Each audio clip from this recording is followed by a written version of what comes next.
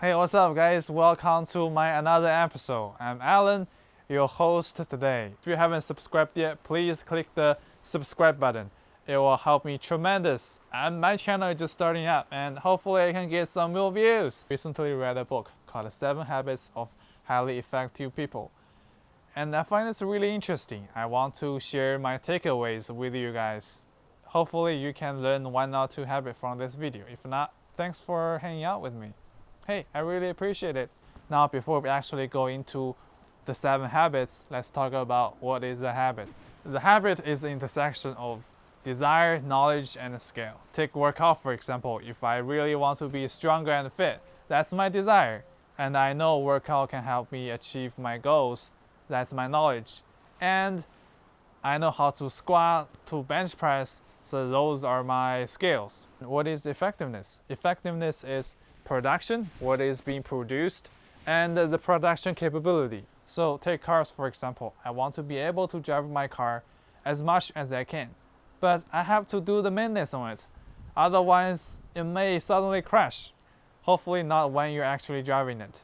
Let's give a summary of the 7 habits. So first 3 are for the private victories, which usually come before the public victories, which is the later 3 habits.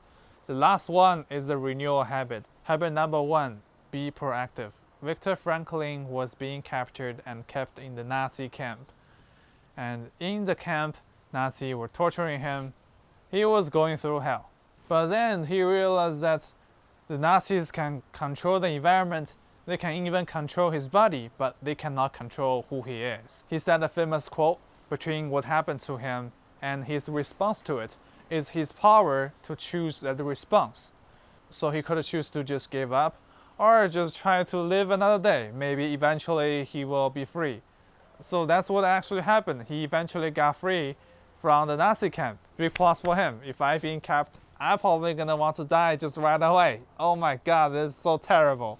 Oh my god, somebody save me. Oh my god, I'm gonna piss my pants. And Eleanor Roosevelt also said a quote, nobody can hurt you without your consent. So that just opened my eyes. Lots of people are complaining about their relationship, their work, their parents, but they have the control to change it.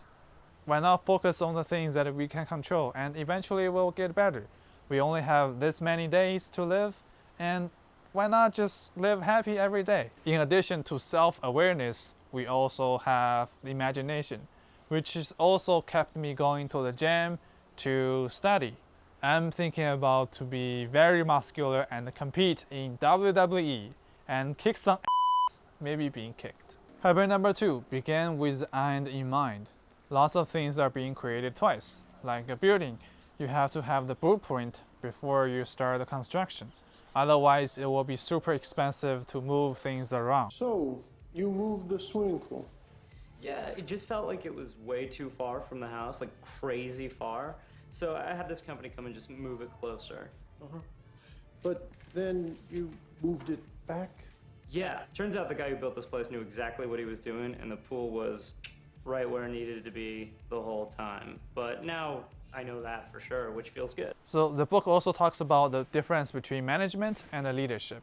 Management is doing things right. Leadership is doing right things. Oftentimes that we are too busy doing our work, but didn't realize that we are heading to the wrong direction. We should always have a clear mind of where we are heading. So things like you punish your kid because he made some mistakes. But you have to remember that what kind of person do you want him to become, or what kind of things do you want him to remember? Do you want him to remember you as a loving father, or just someone that keeps punishing him? You also need to know that in the future he's gonna make mistakes again. And do you want to be with him at that time? Of course you do, right? If he's too scared to talk to you about it, you won't be able to provide any advice at all. It's important to develop a personal statement. You can develop a personal statement every day, just thinking about what kind of person you want to become, and what kind of roles do you want to play in your family, friends, relationship, and work. Always be mindful of what you're doing. What is your consequence of your action? Habit 1 says, you are the programmer. And habit 2 says, write the program. Habit number 3, put first things first. It is also my favorite habit. Let's start by asking you a question. What things you can do every day to have a positive impact in your life? I'll give you 3 seconds to think about it. So the book categorizes the things that we do every day into 4 quadrants. We have important, not important, urgent, and not urgent. So on the quadrant 1, we have things like work. It is important and also urgent. It's urgent because you have deadlines today or tomorrow, and it's important because it puts food on your table, kept you fed. On the quadrant 2, we have important but not urgent. So this is also the quadrant that's being ignored by most of the people. We have our long-term goals, but it's not urgent enough to be picked up every day. It's gonna hurt you in the long run because you never improve yourself. You're only just doing the busy work and really not spending your time on yourself. On quadrant 3, we have urgent but not important. Those are things like having a phone calls in the middle of the day. It will interrupt what you do, but normally it's not that important. On the quadrant 4, we have not important and not urgent. So those are the things like watching TV, just hanging out, walking around, laying on the beach, just enjoying the life. Most of people would spend like 80% of time on the work and would be too exhausted to even think about the quadrant 2 activities, and probably just gonna spend the rest 20% of the time on the quadrant 4 activities. I'm not gonna really blame you on that. I mean, people need to rest, right? Otherwise it's gonna burn out. But we have to balance the things that we do every day, and we have to prioritize what is important and what is less important, and we choose to do accordingly. Since habit 3 talks about the management, let's think about how to manage effectively. So the book said that we should do a steward delegation. We should focus on the result instead of the method. We should give people we delegate to desired results. And the guidance. Guidance is less focused on what you should do and more focused on what you should not do. And we will also provide the resources that they can rely on if they have any question. Accountability, which sets the standard of good and bad, and the consequence of what if you do a good job or if you did it not very well. Both parties will benefit from this delegation. The manager will save time and focus on what he thinks is more valuable, and the people doing tasks will learn something from doing it and develop self-discipline. Habit 1 says you're the programmer. Habit 2 says write the program. Habit 3 says run the program. Now let's move on to the public victory. The public victory should come after the private victories, because we can pretend that we are a nice person by doing some nice stuff, but eventually our personality will show up. In order to communicate effectively with other people, you have to work on yourself first. The author thinks the people around us, each one of them has an emotional bank account. We're making deposits by courtesy, honesty, kindness, and keep my commitments. When the trust account is high, communication becomes more effective. And also you need to remember that every P production problem is a PC opportunity. If a car breaks down, it's naturally to think that you need to fix it, not think about, oh, this car is not for me, I should probably get another car.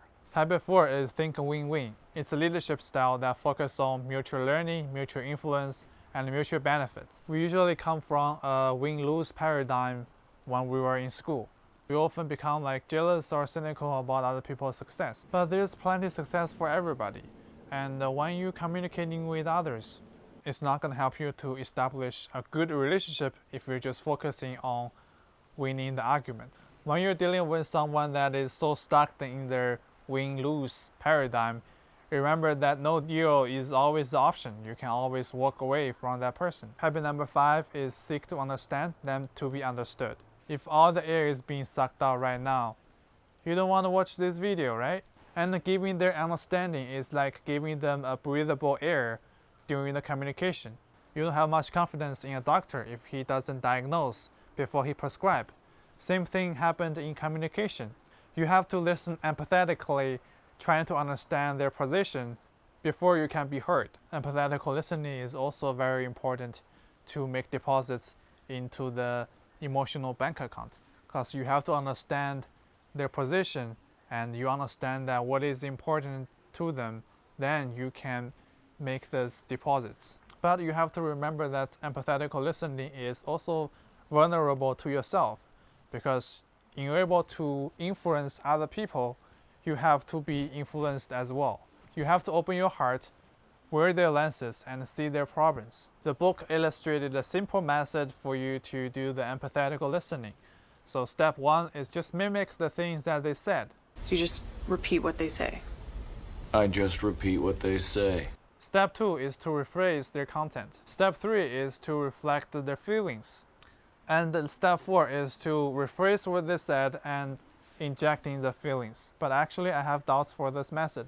Right now, I'm reading a book called The Power of Vulnerability. I think this book can teach you better in how to do empathetical listening. Maybe I'll talk about it in another video. Habit 6 is synergy, which means the whole is greater than the sum of its parts. Think about two wood. Two wood can hold greater weight than some of those two individual wood.